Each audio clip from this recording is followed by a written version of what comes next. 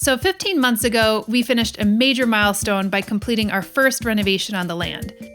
A 600 square foot former seasonal plant nursery office, which we converted to a charming cottage that we call the Meadow Home.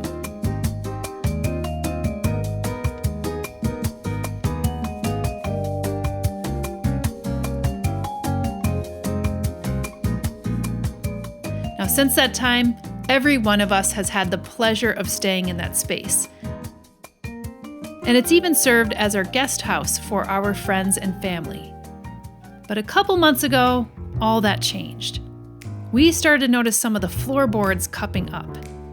And not thinking it was too much of a big deal, we overlooked the issue until a month or so later. And that's when we noticed some discoloration starting around the boards and one of our worst nightmares. There was water coming up from underneath the hardwood flooring. So our blissful, newly renovated cottage was already in need of repair. So we put all of our other renovations on pause, and we prioritized troubleshooting this water leak in the Meadow Home before it got any worse. Now, we were hoping for an easy fix, but you know how these things go. It's never as straightforward as it seems. And sometimes you have to destroy stuff before you can fix it.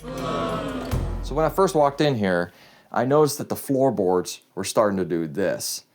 And I didn't really think much of it before. I thought it was just expansion and contraction. The floor was put in first, and then I installed the kitchen on top of the floor. You're technically not supposed to do that because of expansion and contraction of the floor. So I thought that the floorboards were just like pushing into each other, and that's why they were cupping. But then after a while, when I started jumping up and down on it, you could hear this sopping noise of water, and even water was coming out through the cracks. And also the color was changing a little bit on the boards. It was getting these dark kind of streak edges. I hate to say it, but we have a situation here. You may see that when I step on this, the water kind of comes up a little bit. You can see the water coming through here, and we noticed that the floorboards are coming up. So there may be a hairline crack or some kind of crack, and we're gonna have to get to the bottom of this. We might have to take this wood flooring up again, which would be really sucky. But yeah, I'll tell you how we might resolve this problem and document it over time. Saunders going up to get some tools now. So we realized there's water underneath the floor, and that's when immediately I started ripping everything out. So we don't have much footage of me actually ripping this out, but I did take a lot of photos. It was really stressful. It was real stressful, and I didn't really think of making this a video. So now we fixed the problem, and the stress levels have come down, and now we're just going to put the kitchen back together. So the first thing that we did is we needed to know where the water was coming from, because it could have been anything. It could have been the sink, it could have been the shower, it could have been the door, it could have just been from outside, because this is an outside wall. Some of our plumbing runs in the outside wall, which is not ideal, but it has enough insulation around it so it won't freeze, and it's only for like 2 feet. It's just no way to get it through the cabinets. So this office was only used in the spring, summer, and fall. So in the winter, they would just drain all the lines so that no water could freeze. So when we renovated this, we didn't really want to mess with this outside wall too much. So we kept part of the plumbing in the wall. And also, it was like, it can't really go through the cabinets as easily. So, but it should be fine. It's warm enough in here that it actually keeps those lines above freezing. So when we found this leak, we wanted to figure out where it came from, and our process was just like easiest things first, because I really didn't want to start ripping cabinets off the wall and like tile, and eventually we had to. But so the first thing we did is just checking under the sink. I actually cut through the bottom of this. You wouldn't know it though. Well, now it's all fixed, but we cut this out, and I felt underneath there, and it was all dry, so that wasn't it. I then went to the outside wall. The way this house is built, it just has zip sheeting, which is a airtight, water-resistant plywood. You seal it with tape, so it's really easy to cut a hole and then just fix it by putting that circular piece back in and just taping over it. And the only reason why we thought it could have been from the outside is that we had severe ice. Oh, there was And a lot of melting. Yeah, and it was melting. We thought maybe it was getting through the door or the boards. So, yeah, I still think that part of this was coming through the door. Because another thing we did after that was we did a water test, because we thought the water was coming from the door. Because when I started to take up all the floors, the main amount of water was coming directly from here, and it was migrating like this way. And then there was also a lot of water where the door is. So, you know, the door was suspect, so we actually water tested it by just spraying a hose on the outside of the building and seeing if any water would come through once all the floorboards were out. And there was a little water that was there was a little coming through. water, like right there in the corner of the door. There's a little bit of a gap. Yes, but talk about what this is, because this is the most clever thing ever. Well, these little triangle pieces, these tapered foam pieces, they come with your door installation kit to, you know, seal that little area up there where in the corner it could leak air. But that's fixed now. No more water can get in. But just in case, it's just not great to have wooden floorboards right up against an outside wall with a door. So what we ended up doing here is I decided to tile first 2 feet into this house with some of these tiles that we found at the reuse center. And no grout lines, just, you know, it's gonna get covered up by this mat anyways. So this way, if it ever gets wet, it can just kind of dry out. It doesn't really matter. So, And it actually looks great because we have cherry obviously in here. Yeah, it fits with the cherry, and most of the time it's gonna be covered up. And with that this mat. terracotta, we picked this up like 3 years ago without knowing what we were gonna use it for. Yeah, and we also picked up some of that orange mat that you need to prevent the tiles from cracking. And that stuff's really expensive, and we just happened to find it like off-cut pieces, which was perfect for this little section. Yeah, you had a perfect piece size, so you know, that worked out. That was great, and it actually matches the new floor height as well if you stack it that way. Oh yeah, so the engineered floorboards come right up to this, which is so good. But a shout out to Ithaca Reuse because we got all these materials from them. Yeah. So here's the main problem. The shower was leaking, which happens quite a lot actually. So the shower is literally on the other side of this wall. Yeah. So then once we knew that the outside wall didn't leak, like all that plumbing was fine, then I started to dig further into these cabinets. I took the oven out here. I cut a hole in the base of this. I was able to cut a hole back there. And then even a hole over here to the right. And then another hole there in the wall. And that's where we found the leak. I'm learning how to renovate and I learn how houses are built. I really don't like how hard it is to access some of the utilities that are in the wall. You're basically burying this and it's like always has a potential to leak. So every time it leaks or something's wrong, you gotta demo the whole kitchen in order to get to it. So in the new renovation up there, I'm definitely gonna think more about how we're gonna prevent like these kinds of things from happening, where we can easily get to the plumbing if something happens, because it will break at some point. And yeah, in this kitchen, so the problem is that we installed the floor first and then the kitchen on top. I should have, when I installed the kitchen, I should have cut the shape of the kitchen out and then used my toe kick as a, this is this little piece down here, as a way to cover the little gap that's left when you put the flooring close to the wall. And that way there would have been no flooring to soak up any water. If this ever leaks again, it's just gonna leak on these original tiles that were here, which is fine. Because you it took just all the dries up. floorboards out from in there. Yeah, so Miraculously without having to move any of I the really countertop. didn't want to take this kitchen apart. And I only had to cut this toe kick board out. This is new right here. I had to cut this out, and I was somehow able, with screws and blocks and hammers, and I was able to just yank all that flooring out from underneath here. Because it's engineered hardwood click and lock. Yeah, so it was If it was glued down, it would be a problem. Yeah, everything was loose, but there was a kitchen sitting on top. Yeah. These are the floorboards that were under there. So in order to get these out, I basically screwed a block to the top here, hooked a metal bar behind it, and then pulled it out basically. and I was able to get everything out. And then all of that was, you know, black on the back. It was like, had like water damage. But what we've done now here is I put a big bead of sealant as like a dam here. You can kind of see it here, but it goes all around the whole kitchen. Oh, yeah. There's like if water ever comes here, it can never get to the floor because it goes all around. And it will probably likely evaporate quicker than it would cause any problems. And I mean, we're talking about a small dripping leak that can easily dry out. But if it's a lot of water, obviously it's going to be a problem. We had this tile here. It was going across here. Which is right here now. Which is right here. We had to cut it out eventually because I was hoping that this was just a leak from, you know, there's this brass piece back here. It's called a drop ear. Oh, here you can see it actually. Oh, great.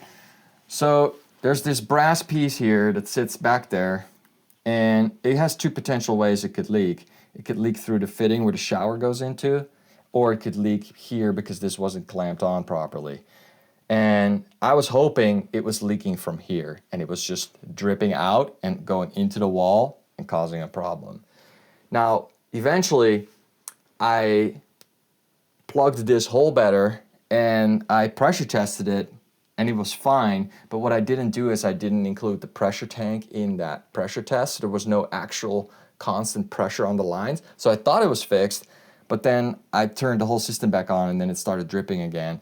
So then we knew the leak was probably somewhere else, and I had to take the tiles out, which really sucked. I was hoping to be able to fix this, but if you imagine this sits against that board there, and you're coming in from the top, there's no way to even get to this brass piece. So, and on the other side, we have Tadillac in the shower, which is kind of a stone plaster. We did not want, And that you're would not be the taking that worst. out. Yeah. So now eventually the leak ended up being right here above that brass piece. You see that little hairline crack there? That's where the leak was. So what I ended up doing is I cut it off here. I bought a new piece, and with some leftover plumbing pieces that we had, I built the same thing. And I actually like using plastic over brass because with the water that we have here, it can easily corrode the brass. Because we have hard water. Yeah, but these ones, they don't really make in plastic, these drop ears. So I installed it differently too. Instead of down here on the 2x4, I put it higher up so you can see it from this side. And that way, hopefully, if it ever leaks again, we can easily come down there without having to take the tile out and, you know, find what's wrong with it. But so then, it was minimal damage. You have an idea of how to put so this back too. how do we take this out without having to retile the whole kitchen, which we could. We have more tiles. But what I decided to do is I decided to just cut through the grout line that we have here. Carefully. And, you know, I'm happy that I did this horizontal row down here because then I don't have to mess with this edge. So we took that all out, and now what I want to do is put it back in. And here on the top, I left a little drywall so I can actually screw it into the wall in 3 places. But on the bottom, I can't do that because there's tile. So what I was thinking of doing is cutting strips of plywood like this, putting them behind here like kind of helping hands. Mm-hmm. And that will kind of like wedge itself behind this wall, and it won't be able to fall into the wall because we have this 2x4 in the middle here. So hopefully that keeps it in place. I'm going to put a 2x4 on the side here, a 2x4 on the side here to support it. So then it will be 1, 2, 3 supports with 2 helping hands on the back to prevent it from falling forward. And these 2x4s will prevent it from falling into the wall. And then instead of grout, what I was thinking of using is just a caulk, like this stuff, Moreflex. This is caulking that looks like mortar and stucco. Actually, we could show it here. Looks like, and this is flexible. It's a little spongy even. It feels sandy, basically. Yeah, they probably just threw sand in it, and that's how they made it work. But what's great about that is that if I ever have to take that out, I can just cut it with a utility knife instead of having to cut actual stone out. And then I could take that panel out again if I need to. And that's how I'm hoping to fix it. And then we can pop this cabinet back in here which was pretty easy to do. It had like 6 screws. Yeah, I mean, we did like scrape some of the clay, but you're not going to see that because Well, that's going to get covered. Yeah, it's going to get covered. Man, I hope it does. It does, I think, yeah. Some of this definitely, but this might be new, and I don't know.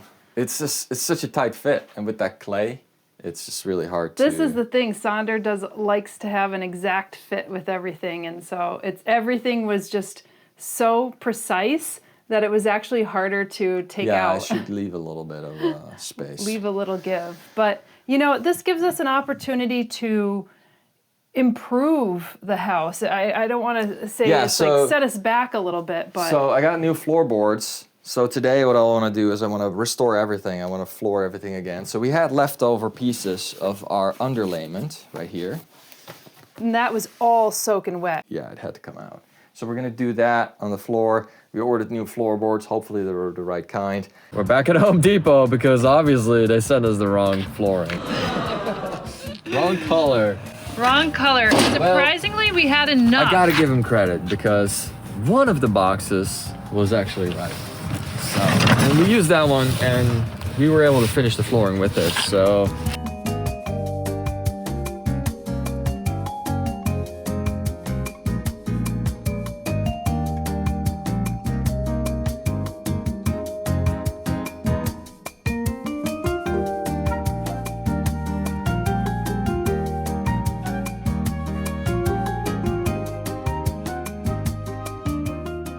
We're gonna still get these just so we have something extra if this ever goes out of stock.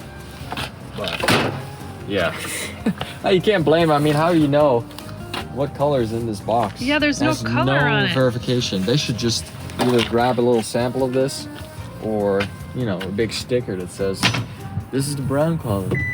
Want to mix them up and put them back in here, and then this time we're not going underneath the kitchen. We're going to stop right there, and then I've made these little strips. Quarter rounds were too thick, so he made these strips. So they make something like quarter round that sits on the edges to cover the gap between the wall and the floor. But this will work just fine if you look over here. We're gonna just put this right there, like that. Now imagine there's a gap here between the tiles and the boards. Mm-hmm. We're just gonna put this on there and then nail it in with a couple nails that are invisible. It's like invisible. And then that would take care of the gap. We have this for the transition between the tiles and the flooring. Which we also used in the common house. Yeah, nice. So this will sit here, flooring will click in there, and then it has room to expand and contract because this is like a groove in here.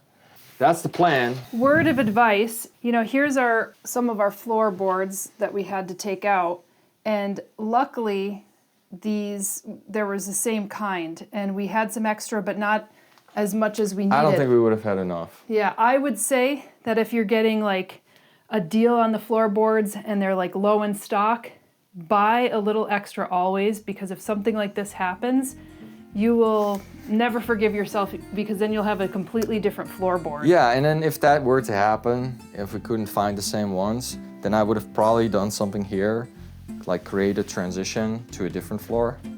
It's ideal to have the same flooring. I think this damage may have been between $300 and $500 to fix. So the flooring boards were probably the most expensive part of that. Plumbing parts, I had most of those left over. The tiles were literally for free because it's like reuse center. It only cost a couple dollars. The mat that was underneath it, the expensive orange mat, also very cheap because we purchased it secondhand. I had some mortar left over for the tiles, like the all set from Schluter to set the tiles with. I had plywood left over, so we had a lot of stuff already. It's just a lot of my time. I think we spent about a week working on this, and now one more day. And that's not just fixing the leak, that's also making improvements, because as I was taking this apart, I couldn't help myself but make little improvements, like just little things like the screws from this, they were hitting the sides, so they were scratching the cabinet, so I sunk them in here. And now they don't scratch the cabinet anymore, and I fixed this. I basically painted this. Yeah, I mean, even the we tile, made little fixes everywhere. Even the tile in the doorway and stuff like that, and actually putting the little triangles on the edge of both doors so they fit better. Also in the shower, we did another coat on the stone tiles that are in there, now that everything is out of there anyways. Cleaned it all up. The Cadillac, we put another soap layer on it, another wax layer. So, and then the kitchen counter, I also want to put another layer of finish on it because it got kind of like scratched up, and you know, it'd be good to throw another layer on before we put it all back together. So yeah. Good job, Sander. By the way, work. you are you're totally camouflaged with the kitchen. Oh yeah, it's the same color. Look at that. I know, it's crazy. It's like Wow. I couldn't see you the whole time. That's We gotta voiceover. film it over. Film This it was all over again. voiceover. All right, everything is brand new again. So we took a week of time to just focus on this house for a bit to fix the problem. And as we're at it, we also fixed a bunch of other things or just improved them. Floors are brand new. Luckily, we just had enough to finish the whole floor. I put in an upgrade here, which is tiles instead of wood. So now if someone comes in with wet shoes or the door starts to leak after a heavy rainstorm, none of that water can really get to the flooring. And also, it can't really get to the flooring because underneath the cabinets, it's still the original tile that's underneath the floor. So, and even if the shower ever leaks, the water's gonna go on the floor, on the tiles, and it will probably evaporate first before it can even get to the wood, because there's also a bit of a dam that I built with some silicone there. I am most impressed about this grout though. Oh, yeah, so we had to cut open the tile, and instead of putting grout in the groove to put it back, we just put... I think it must be this one. It must be this one, because it sticks out a bit. Yeah. But, you know, But some you of these really aren't can't even. tell. You'd have to really look. But this is this product called Moreflex. It's basically a caulk, and it just acts like grout. So you paint it, and it looks the same, and it blends right in. And if we ever have to take this out, this cabinet comes off. Then the couple screws that are in there on the top come off, and then I can just cut it with a knife instead of having to grind or chip it out with something, you know, more aggressive, which could damage everything. Well, you did a great job. We fixed a shelf pin here. Oh, We yeah. resanded this countertop and applied another coat of finish over it. Looks beautiful. We had to do that because there were some stains, and we're gonna replace this with a reverse osmosis water tap here. Yeah, so this was a cup cleaner, but we're gonna use that down in the speakeasy. Yeah, and this was Bar. getting it was staining the countertop there. So if we were to put the other tap in, you would have seen that it was something else before. I fixed up it touched up all the paint. So our water cooker here has a sharp bit on it. It was leaning against the wall, it was scraping it, so that's painted now. I sunk in some of these screws in the cabinets that were scratching this cabinet. That's fixed now.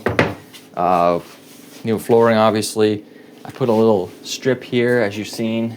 Even in the Covers the gap. bathroom, didn't you do some stuff in the Yes. bathroom? So then we also fixed some stuff here. Some of these floorboards were starting to separate. The problem was that I glued this down and I needed to screw this into something. So I glued this board down, but then it didn't have room to expand. So what I did now is I actually cut this. We'll still be able to screw this in, and it still overlaps a little bit here. So now this floor actually has room to expand and contract here. So that's an upgrade. Then we had the whole bathroom clean, so I refinished the stone. The travertine, I put another layer of protection over it. Plus, I think you had some bottles of stone protection. Yeah, stone sealant. So I put a couple layers of that on. I cleaned the Cadillac with the soap that they provide with it. And I also put 2 more coats of wax on it so that it's more waterproof, it's more protected. And then this was where the main leak was. There was this drop ear that was broken with a hairline crack, and it leaked. What I ended up doing is I ended up pushing the drop ears both further into the wall, which allows this little bracket that you see here around to actually be screwed in, because before they were just kind of hanging off this thing and not really attached because they were coming too far out. The only thing that I still like to do is I like to redo this shower pan with some micro cement. because there's a couple things that I probably did wrong. The first thing being that you see these little hairline cracks around the drain. And water's, you know, it's getting underneath the sealer layer. So the concrete's not waterproof, so you have to seal it with something. So the water just, you know, just a little bit of water gets under there, starts to travel, finds its way, and then you get these little crack lines that never dry up because it can't dry. So I'd like to refinish that and then use a penetrating sealer, which is a sealer that, it's almost like a stain versus a paint. It soaks more into the concrete and seals it versus creating a thin layer on top. So I like to do that. Another thing I used was a roller that was like a dark gray roller, and it had these little hairs that were coming off of it. So as I was spreading the sealer, which is kind of glue-like and sticky, it was leaving some of these like black fuzzies. Dots. Yeah, the fuzzies were coming in, and you can kind of tell. You can see. Yeah, that's actually. So it looks a little dirty because of that. You need a white one then, like kind of a white roller that Yes, doesn't. and another thing that looks kind of dirty about this is this little edge here with the white sealant.